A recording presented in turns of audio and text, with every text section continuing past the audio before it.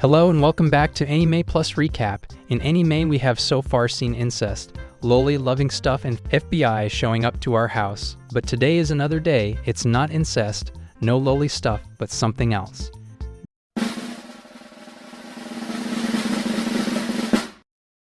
I'm just joking, well not totally.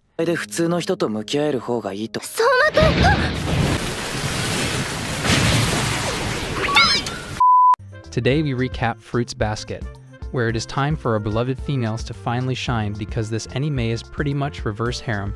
I mean the boys can like it too, I mean who isn't gay for anime guys as hot as them. Without further ado, spoilers ahead. The movie starts off with Kyo experiencing flashbacks, where we see Kyoko when he was a young child at the playground. Kyoko mentions her daughter Tohru, who is around his age, and shows him a photo of her. While gushing over how cute she is, he's interrupted by a fellow classmate. He asks Kyo whether he's in love with Tohru, to which he answers that he cannot afford to love her. Kyo recalls the first time Tohru was admitted to the same institute as he was. Kyoko approaches Kyo and asks him why he dyed his hair at such a young age. With surprise, his cat ears pop out from his head.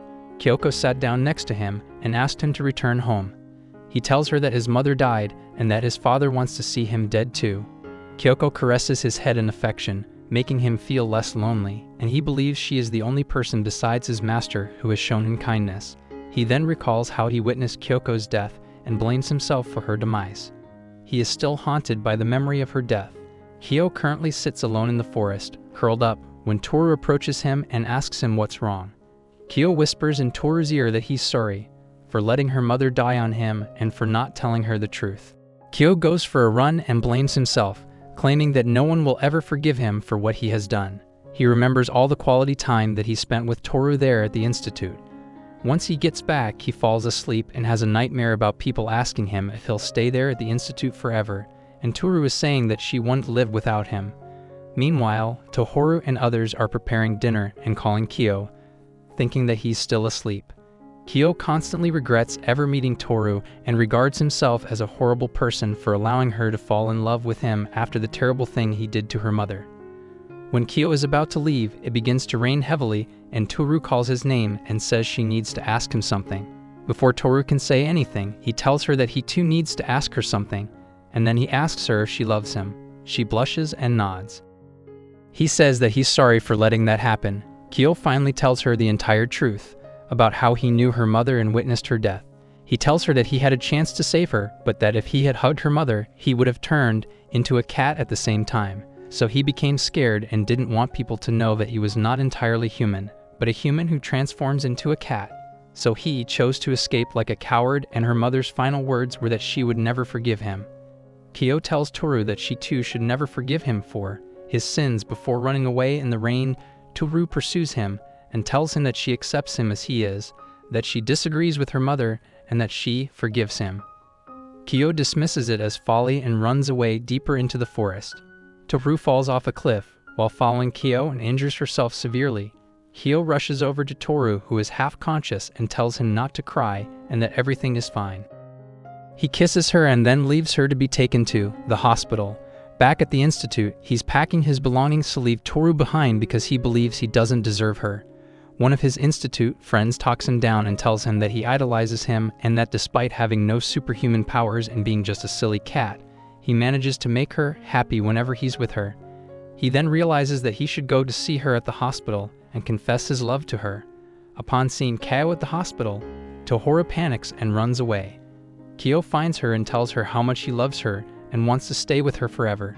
He confesses that he was being selfish in the past and only thought about his feeling. They kiss and he asks her if he can hug her, knowing the risk that he might turn into a cat when hugging a human. Tohru tells him that she doesn't care and will be always there for him. Hearing this, he hugs her and does not turn into a cat. He realizes that he does not need the bracelet anymore and has fully turned into a human. Together, they visit Tohru's parents' grave, where he tells her about his plans of going elsewhere after graduating and bringing her along with him. He recalls how he as a kid promised Kyoko to protect Tohru and is now finally able to fulfill his promise. The backstory of Kyoko and Katsuya, Tohru's parents, begins with Kyoko lying on the roadside and some Winnan passing judgment on her for being in such a bad state. She was a tough kid who used to hang out with a bad crowd before starting middle school. Her family disliked her, especially her father, and her mother was always concerned with her appearance and looks rather than with her. They never went out or ate together because her family was toxic to her. Her father used to mock her for being born, continued to call her a disgrace, and was embarrassed to call her their daughter. Her mother taunted her for being shameless, so she retaliated by saying she shouldn't have given birth to her in the first place. She used to go on nighttime bike rides by herself when a teacher took her to the principal's office for misbehaving. One day at school, she went on a rampage and broke the office glasses with a chair. Only one teacher remained, and that was Katsuya. Instead of scolding her, Katsuya asks her why she is always so angry. She then realizes that it is only Katsuya who understands how she wants to be noticed, loved, and cared for. She expresses her dissatisfaction with people treating her as a burden. She admits to being lonely and sad, and Katsuya tells her that he too is lonely and sad. He takes her to a restaurant for lunch. They eat ramen, and she asks him if this is appropriate for a teacher in terms of school ethics. He introduces himself as a teacher in training or an intern. She asks him why he is bothering her, and if he is interested in her. He brushes her bangs away from her brows and points out her short brows.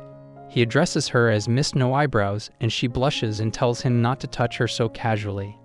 He asks him if the other teachers scolded him for taking her out the next day at school, and he says that he told them she was sick and his father used to teach at the school for a long time so everyone respects him. Before leaving for class, he tells her that he wishes she could attend his class just once and calls her to Miss No Eyebrows, to which she responds that she drew her brows with eyeliner and now has brows. He compliments her on her beautiful brows and she blushes. She started going to school more frequently because she was attracted to him, but she didn't attend class because they used to meet at lunch on the terrace. She was sitting alone near her bike that night when some of the Red Butterfly group members arrived and asked her why she wasn't attending the meetings. She told them to leave. When they meet for lunch the next day, he informs her that his internship is going to end soon and he'll be leaving the school as he does not wish to work as a teacher. He tells her about his upbringing, how his father was strict, and how his mother died when he was young. On his last day as a teacher, she tries but fails to enter the classroom where he is teaching due to anxiety. She comes to say her final goodbyes as he prepares to leave, but he tells her that they can still meet outside of school and that he'd help her with her studies. He leans in and promises to take her anywhere she wants to go, so they go to the beach. She becomes excited when she sees the sea and later leans in to thank him for everything he has done for her. They promise to study together every weekend. After some time, Katsuya compliments her on her studies and tells her that if she continues to study like this, she will easily pass high school. One night, the bad people in her group beat her up severely for leaving their group and focusing on school. She was in the hospital for a few days, and her parents never came to see her. She returns home after being discharged from the hospital where her father packs her bag, asks her to leave their home and disowns her. They tell her she is no longer their daughter, but Katsuya steps in. Katsuya enters their home and tells them what kind of parents disown and do not love their only child. Her father becomes enraged and questions his authority to interfere in their family. He informs them that he wishes to marry her and then takes her away with him. On their way, Kyoko calls after him, addressing him as a teacher. When he does not respond, she addresses him by name and asks him if he is serious about the marriage. Katsuya apologizes for the unusual proposal and tells her that he is serious about marrying her. She tells him that he doesn't have to do this for her sake and that she will look after herself. Katsuya turns to her and asks if she thinks he said that out of pity, to which she replies that she doesn't understand why would he choose someone like her. Katsuya tells her that he fell in love with her because she is imperfect, shows emotions, and is very human. He says she reminds him of himself when he was alone and couldn't cry. He tells her that he had to be cautious when she was in high school, but he never intended to avoid her. Kyoko cries and hugs him. Katsuya grabs her chin and kisses her to reassure her. They then go to pick out a wedding gown for her, but she insists on marrying in her regular clothes rather than a wedding gown. Except for his father, Katsuya's entire family is opposed to their wedding. They go to his father's house after they marry, and his father tells them a life lesson. He tells them that there is no happiness compared to the happiness when we get to live with the person we love, and that they have to accept those who don't support their marriage because little by little, when they'll see the authenticity of the relationship, they'll agree as well. They began living by the sea and used to travel together on vacation. They treasured each other's lives, and when Katsuya learned that Kyoko was pregnant, she went to the doctor by herself. Kyoko confides in him about her concerns about having a baby.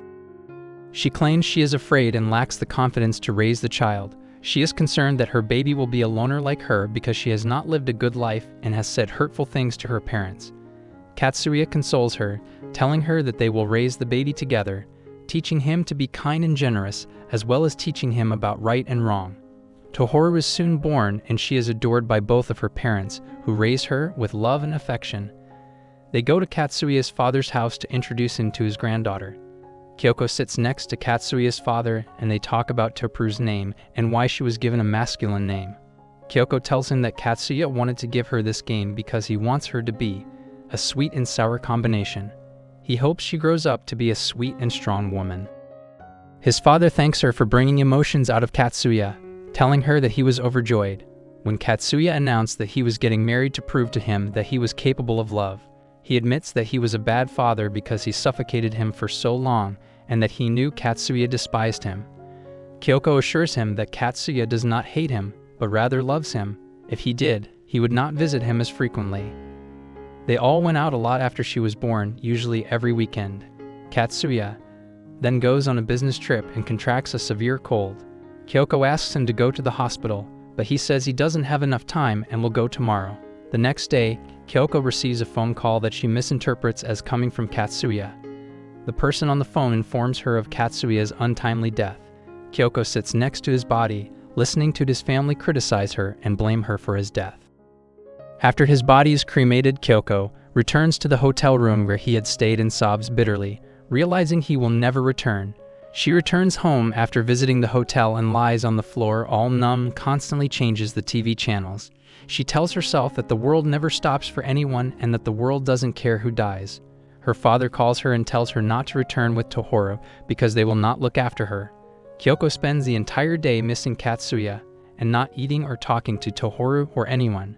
She becomes disheartened and rushes out of the house, leaving Tohru behind. She stands in front of the seashore, planning to commit suicide and go to Katsuya because she has no one. She is about to commit suicide when she hears a child calling his mother and remembers Tohru. When she returns home, she finds Tohru waiting for her. They both hug and Kyoko apologizes to her and tells her that she will take care of her and will never abandon her. They both cry while hugging. It is then revealed in the flashback of Kyoko dying. She speaks to herself in her last moments, looking back on her life. That life is both full of sadness and people worth living for. The world may not need people like them, but they still must live for the people that need them, and that we sometimes must get lost to find answers.